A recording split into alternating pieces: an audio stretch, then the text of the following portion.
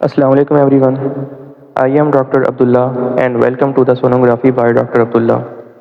तो आज हमारा बेसिक फिजिक्स ऑफ अल्ट्रासाउंड का लेक्चर 3 है। तो अब हम सबसे पहले बात करेंगे स्पीड ऑफ साउंड। इसकी इधर दो लिखी हुई हैं definition, speed of sound, speed of wave. अच्छा, जो speed of sound at which the sound wave travel through a medium, the wave travel through a water. ठीक है, मीडियम में होगी तो स्पीड ऑफ साउंड, अगर वाटर में होगी तो speed of wave. It is sometime refer to as propagation speed, इसे हम प्रोपेगेशन स्पीड भी कह सकते हैं। अच्छा, इधर दो डायग्राम बनी हुई है। ठीक है, ये देखें, एक्स एक्सिस पे हमारे पास प्रेशर है, ये एक्वेस्टिक वेरिएबल है, और ये है हमारे पास डिस्टेंस टाइम। ये वेव ट्रैवल कर रही है, ऐसे कंटिन्यूस वेव है। इसमें ये है इसका मैक्सिमम पॉइंट, जो इनके ये पीक है, जो पीक है हमारे पास एक रेस्ट, और ये नीचे ट्रफ, ये भी मैक्सिमम या मिनिमम पॉइंट जो है इनके बिलो द रेस्ट टाइम। तो अब ये हमें स्पीड ऑफ साउंड कैसे बताती है? तो देखो, हम स्पीड ऑफ साउंड यहाँ से डिटरमाइन कर सकते हैं जो एक्वेस्टिक वेरिएबल का मैक्सिमम पॉइंट होगा ना। ये मैक्सिमम पॉइंट है, ये मैक्सिमम पॉइंट, ये सारे मैक्सिमम पॉइंट हैं। इन पे जो ये रेड डॉट आपको नज़र आ रहा है पहली वेव में, ठीक है, तो यहाँ से हम डिटरमाइन कर सकते हैं स्पीड ऑफ साउंड। ये प्रेशर का मैक्सिमम पॉइंट चेंज होता रहता है, तो जो इसका मैक्सिमम पॉइंट होगा वो डिटरमाइन करते हैं स्पीड ऑफ साउंड। ये देखो मुसलसल चेंज हो रहा है ना, तो जो भी मैक्सिमम पॉइंट होगा, यहाँ पे देखो, ये दूसरी, ये सेम इमेज है, यहाँ पे ये प्रेशर है, एक्वेस्टिक वेरिएबल, ये चेंज हो रहा है। यहाँ पे इसका मैक्सिमम आया तो हमने यहाँ पे इसकी स्पीड ऑफ साउंड ले ली है। तो ये ऐसे हम इसे डिटरमाइन कर सकते हैं, एक्वेस्टिक वेरिएबल।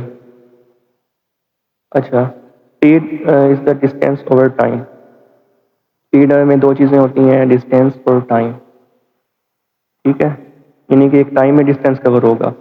फॉर एग्जांपल, अगर कोई वेव ट्रैवल करती है 10 मीटर एक सेकंड के अंदर, तो उसकी स्पीड क्या हुई? 10 मीटर पर सेकंड। ये डिस्टेंस ओवर टाइम होता है। अच्छा, फिर एक और इम्पोर्टेंट बात, कि जो हमारे पास स्पीड है वो ओनली डिपेंड ऑन मीडियम। ठीक है, मीडियम के अलावा जो फ्रीक्वेंसी और लैम्डा, इनके wave length, speed of sound का इनसे कोई लिंक नहीं है, कोई इफेक्ट नहीं होगा। फ्रीक्वेंसी ज़्यादा हो या कम हो, लैम्डा ज़्यादा हो या कम हो, वेव लेंथ, इसका स्पीड ऑफ साउंड पे कोई फर्क नहीं होगा। ये सिर्फ डिपेंड करती है हमारे पास मीडियम पे। तो जाहिर सी बात है, अगर मीडियम पे करती है तो हर मीडियम की क्वालिटी जो होती है वो डिफरेंट होती है, जैसे एयर, फैट, वाटर, बोन।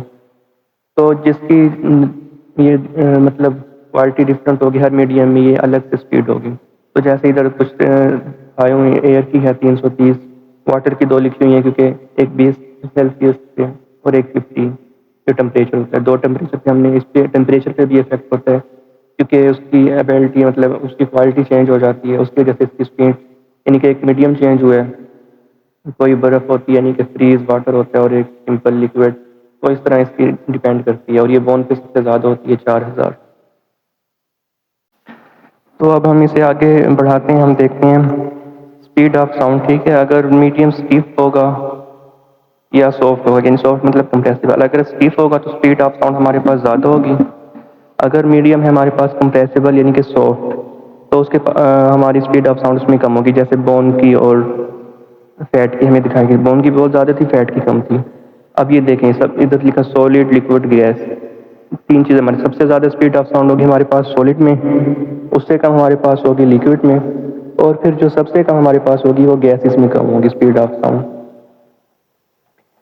अच्छा, अब फिर हमारे पास आ जाते हैं कि मीडियम पे तो डिपेंड करते हैं, मीडियम की कौन सी क्वालिटी है कि जिसपे जो इफेक्ट करती हैं स्पीड ऑफ साउंड को। मीडियम के हमारे पास दो क्वालिटी हैं, एक स्टीफनेस, एक उसकी डेंसिटी। ये हमने देख लिया कि स्टीफ ज़्यादा होगा तो हमारे पास फास्ट उसमें होगी स्पीड ऑफ साउंड, और अगर कम होगा तो कम डेंस। अच्छा, नीचे इक्वेशन देख लेते हैं। नीचे इक्वेशन है speed is equal to stiffness over density. इसका मतलब क्या है? जो स्पीड है वो डायरेक्ट रिलेशन है उसका स्टीफनेस के साथ, और इन्वर्स रिलेशन है विद डेंसिटी के साथ।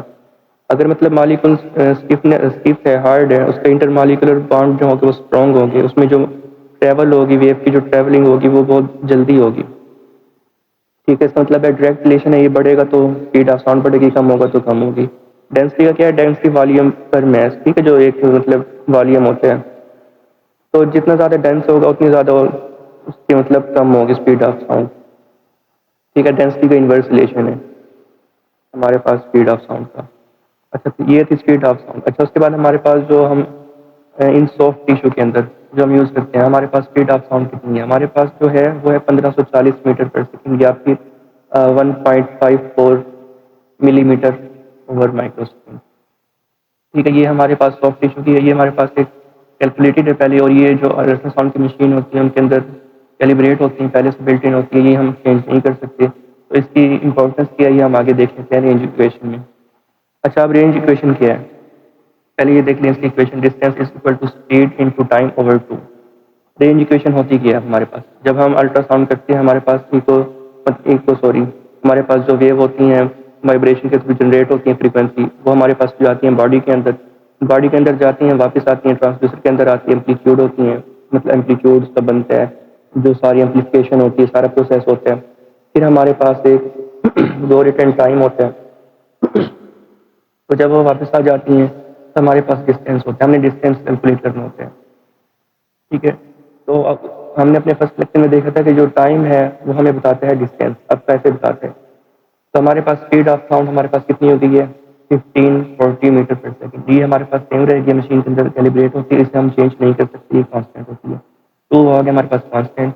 अब टाइम, टाइम तो मतलब ये वो वाला टाइम होता है जिसमें सिग्नल हमारे पास जो फ्रीक्वेंसी गई है बॉडी तक और रिफ्लेक्ट होकर वापस आई है। ठीक है, ये दोनों मतलब जाने का और वापस आने का, ये दोनों का टाइम होता है, ये होता है हमारे पास टाइम। इसे मुख्तलिफ नाम है, pulse equal time, pulse round trip time, go return time. जो सबसे ज़्यादा यूज़ किया जाता है कॉमनली वो हम कहते हैं गो रिटर्न टाइम। इसमें देखिए जाने का और वापस आने का, गो एंड रिटर्न, ये हमारे पास हो गया टाइम। अब ये टाइम टाइम हमें बताता है डिस्टेंस, क्योंकि स्पीड हमारे पास कांस्टेंट है, ये टू भी कांस्टेंट है, सॉफ्ट टिश्यू भी कांस्टेंट है, तो एक ये वाला फैक्टर है जो सिर्फ चेंज हो सकता है। तो ये हमें बताएगा डिस्टेंस के बारे में। ठीक है, तो इसका ये देखें, इक्वेशन में देख लें कि इनका डायरेक्ट रिलेशन है। तो मतलब जितना ज़्यादा गो रिटर्न टाइम होगा उतना ज़्यादा हमारे पास डिस्टेंस होगा। तो जैसे जो डीप स्ट्रक्चर है, जाहिर सी बात है वो ज़्यादा दूर उनका डिस्टेंस हमारे पास ज़्यादा होता है, मतलब ज़्यादा होता है क्योंकि उनका गो एंड रिटर्न टाइम ज़्यादा है। तो इस वजह से ये डिपेंड करता है, डायरेक्ट रिलेशन है। अगर गो रिटर्न टाइम कम होगा तो हमारे पास डिस्टेंस उसका कम होगा। तो हम बात कर रहे थे गो एंड रिटर्न टाइम की इन सॉफ्ट टिश्यू। अच्छा, इधर कुछ वैल्यू दी गई हैं जो distance and go and return time, ये गो एंड रिटर्न टाइम सिर्फ टाइम लिखा हुआ है। तो 1 सेंटीमीटर की है 13 माइक्रो सेकेंड। ठीक है, तो बेसिकली एक जर्नली हम यूज़ करते हैं कि 1 सेंटीमीटर में 13 होंगे माइक्रो सेकेंड। तो इस तरह जितना आप बढ़ाते जाएंगे उतना ये टाइम बढ़ता जाएगा, जितना ज़्यादा डीप स्ट्रक्चर होगा, जितना ज़्यादा दूर होगा, टाइम ज़्यादा होगा, उतना ज़्यादा उसका डिस्टेंस होगा। इनका आपस में डायरेक्ट रिलेशन है। फिर उसके बाद हमारे पास आ जाता है एम्पलीट्यूड। What is amplitude? तो बहुत सारे लोग इसे गलत कह देते हैं कि difference between maximum and minimum point, ये मैक्सिमम है ये मिनिमम है, लेकिन एम्पलीट्यूड ये नहीं है। एम्पलीट्यूड डिफरेंस नहीं है मैक्सिमम और मिनिमम का। एम्पलीट्यूड क्या है? Maximum point from the resting line या ज़ीरो, ये मतलब एक ज़ीरो लाइन होती है ना जहाँ पे कोई वेव नहीं होती हमारे पास, ये जो ग्रीन में आपको नज़र आ रही है। तो इसका जो मैक्सिमम पॉइंट होगा पॉजिटिव साइड पे या नेगेटिव साइड पे, वो हमारे पास एम्पलीट्यूड होता है।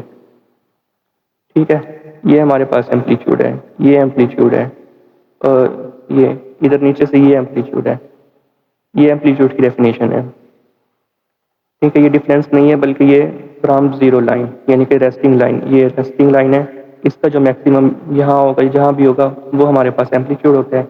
ये स्ट्रेंथ ऑफ साउंड वेव को रिप्रेजेंट करते हैं। ठीक है, जितना ज़्यादा एम्पलीट्यूड होगा उतनी ज़्यादा वेव हमारे पास स्ट्रॉन्ग होगी।